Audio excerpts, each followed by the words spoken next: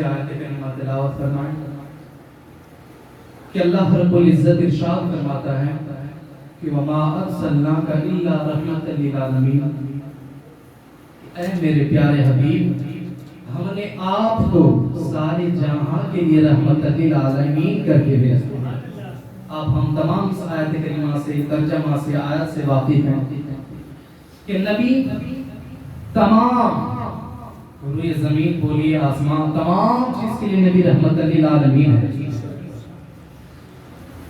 تو سرکار دو عالم صلی اللہ علیہ وسلم کی تمام تعریف اب اس پروردگار عالم کے لیے ہے جس نے ہم آپ تمام کو غلام مصطفیٰ بنایا۔ زور سے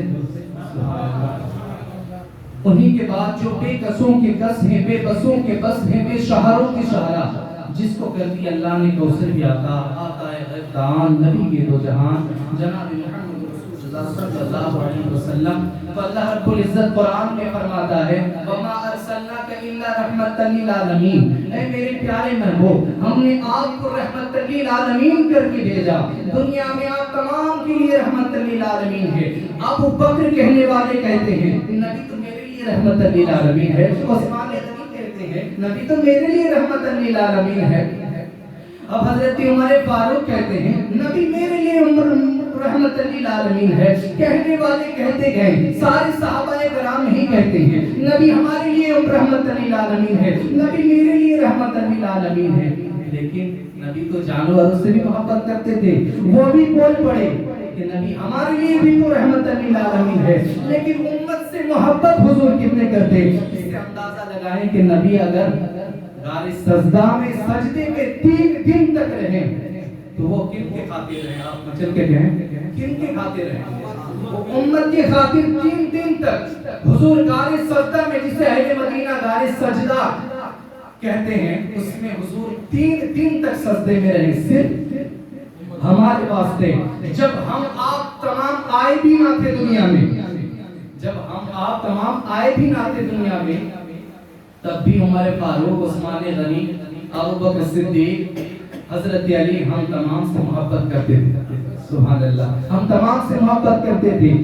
جب آپ غار سجدہ میں رہے تو حضرت فاطمہ حضرت علی سے کہتی ہیں کہ علی جاؤ جاؤ، میرے نبی کریم صلی اللہ علیہ وسلم تب تک سجدے سے سر نہیں اٹھائیں گے کب تک دیکھتا ہوں، آپ جائیے اور ابو بکر سے کہیے کہ آپ وعدہ لیجئے، آپ وعدہ لیجئے کہ آپ تب تک جنت میں داخل نہیں ہوں گے جب تک میرے نبی، جب تک میرے مصطفیٰ کریم کے ایک ایک فرد کو بخشا نہ جائے، تب تک آپ جنت میں داخل نہیں ہوں گے، جب تک میرے نبی کے بوڑھوں میں، امتیوں میں جتنے بوڑھا ہیں ان کو بخشا نہ جائے، تب تک آپ جنت میں داخل نہیں ہوں گے۔ حضرت عمر، حضرت ابوبکر صدیق کہتے ہیں ہاں میں تب تک جنت میں داخل نہیں ہوں گا جب تک مصطفیٰ کریم کے ایک ایک امت کو بخشا نہ جائے۔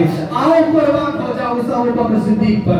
حضرت علی پھر غار میں داخل ہوتے ہیں، مصطفیٰ کریم کے لاڈلی بیٹی سے کہتے ہیں کہ فاطمہ اب میں ابو بکر سے وعدہ لے کر آیا ہوں، حضرت ابو بکر سے وعدہ لے کر آیا ہوں۔ حضرت فاطمہ کہتی ہے اے میرے علی اب تم ہمیں اپنے ہاتھ کو میرے ہاتھ پر رکھو، اب تم اپنے ہاتھ کو میرے ہاتھ پر رکھو۔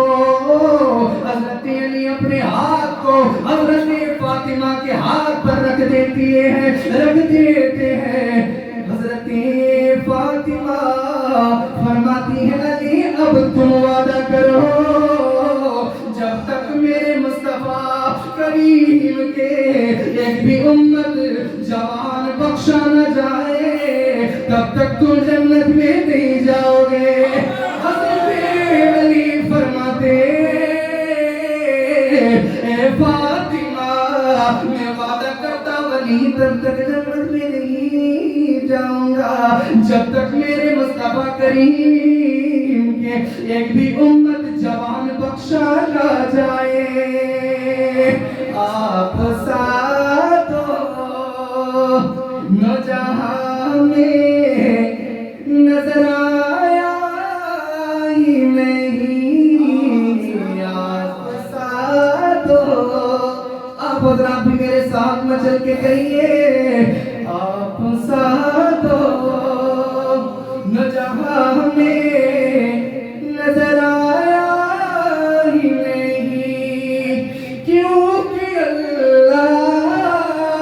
نے کسی اور کو بنایا ہی نہیں، آپ ساتھ ہو جہاں قربان ہو جاؤ اس نبی پر جس نے آپ ہم تمام کے لیے 3 دن سجدے میں رہے۔ اب حضرت فاطمہ کہتی ہے علی میں اپنے ہاتھ تمہارے ہاتھ پر رکھتا ہوں، قربان ہو جاؤ اس نبی کی بیٹی پر۔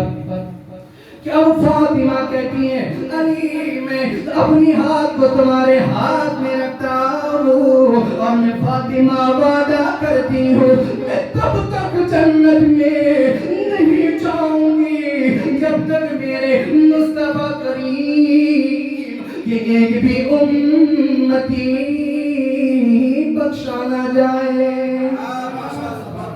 سبحان اللہ۔ بس ایک واقعہ اس تعلق سے سن لے کہ میرے مصطفیٰ کریم امت سے کتنے محبت کرتے، امت پر میرے مصطفیٰ کریم کتنی شفقت فرماتے، ذرا اندازہ لگائیے، قربان ہو جائیں اس نبی پر۔ حضرت عائشہ ام المؤمنین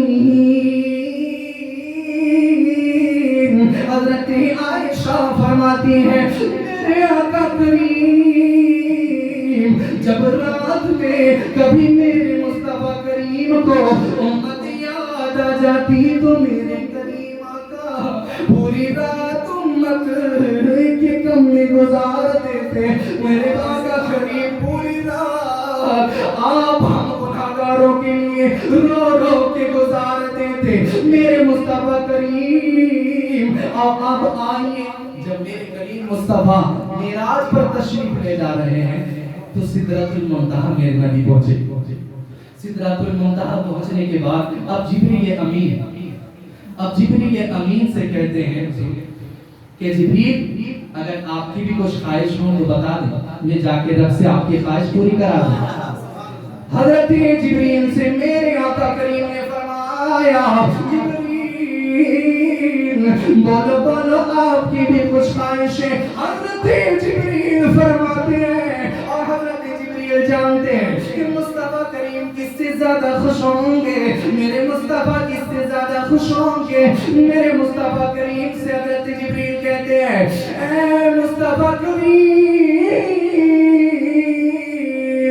میری یہی خواہش ہے کہ میں جبریل جب قیامت کا میدان ہو، محشر قائم ہو، تب میں جبریل کی خواہش ہے کہ میں پل صراط میں اپنے پروں کو بچھا دوں، اپنے پروں کو بچھا دوں تاکہ آپ کی امتی اس پر سوار ہو کے جنت چلے جائے۔